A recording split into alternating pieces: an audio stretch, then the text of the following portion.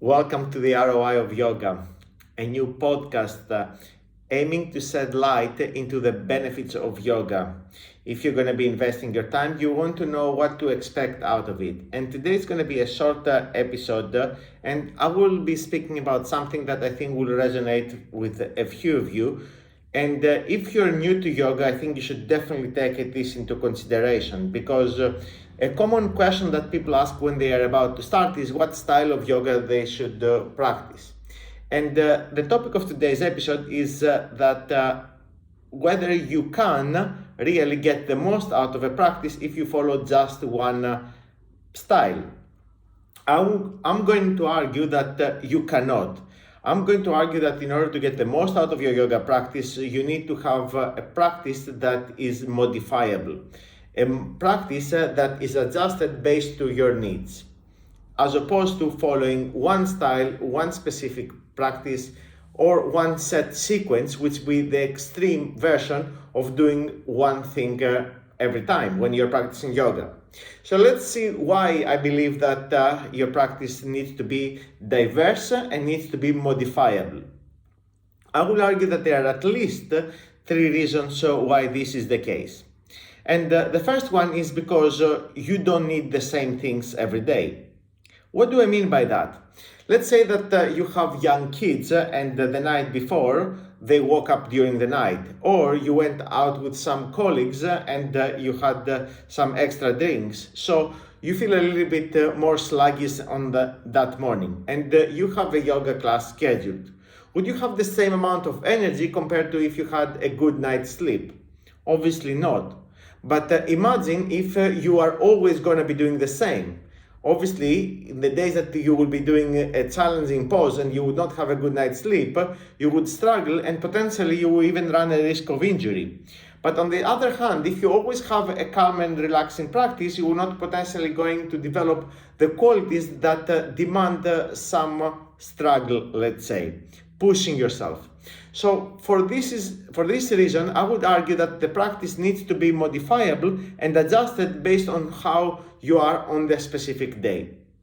The second reason is that our needs will be more than one. And what do I mean by that?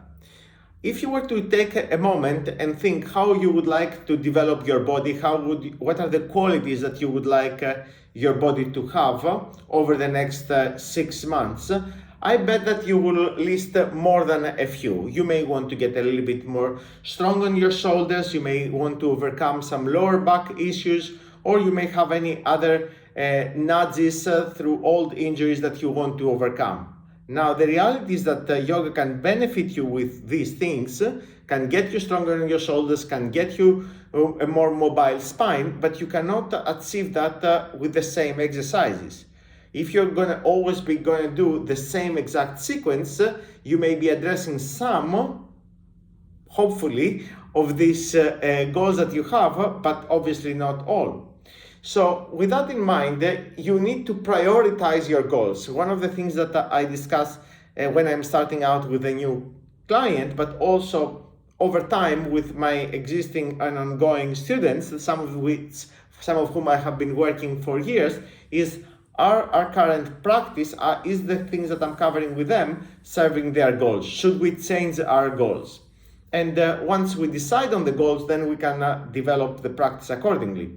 But if the practice was always the same thing, obviously we would not be able to address more than one goal. I think this is common sense, but it's often overlooked. So while yoga is very diverse and offers different elements, and different approaches to how we can articulate our body. Always, of course, it is body weight exercises in yoga, and I think even that's a limitation, which is why I like to include some strength work with weights and so on. But let's leave that on the side for now.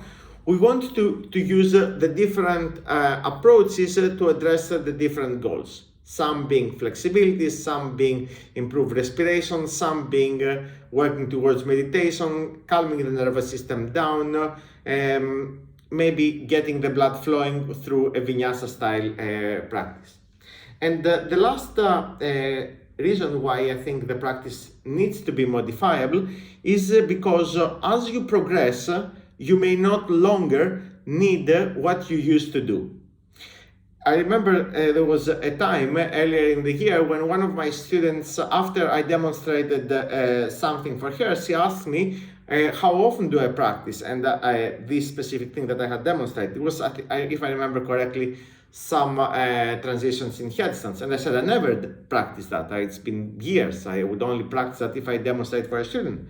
And says, really? Like, how can you do it then so comfortably? And I said, because I keep working on inversions, but I work on more advanced ones. I don't need to work on these ones because they are way past my level at this stage. So in her opinion, in order to be able to manage this specific transition, you need to keep practicing it, but it's not the case. You need to keep evolving, and obviously the easier things will always be available to you, provided that you keep practicing. But this also emphasizes the need for the practice to be modifiable and according to your current skills. Now, sometimes we need to take a step back. It's not always about going harder and in more advanced poses. Let me give you an example. Imagine like there is someone that has just had a delivery. She was pregnant, and now after a couple of weeks, the doctor has given her the green light to go back into practice. She may have to start working on things that she was capable of doing very comfortable like 1 year ago, and that's absolutely fine. It's not always about going more advanced. Or someone got injury. It's not very common among my students to get injured because we spend a lot of time on prehab, as I call it. So, but of course, injuries are part of life. So, but imagine like someone gets injured. He or she may have to take a step back in their practice. They need to modify it. Imagine if they were to do the same thing that they were doing pre-injury. Potentially they run the risk of getting even more injured. So for these 3 reasons, and I'm sure if you sit and think you can find even more, the practice needs to be modifiable and needs to be diverse, not one size fits all. I hope you resonate with that. I hope you take that into consideration if you are about to start yoga now.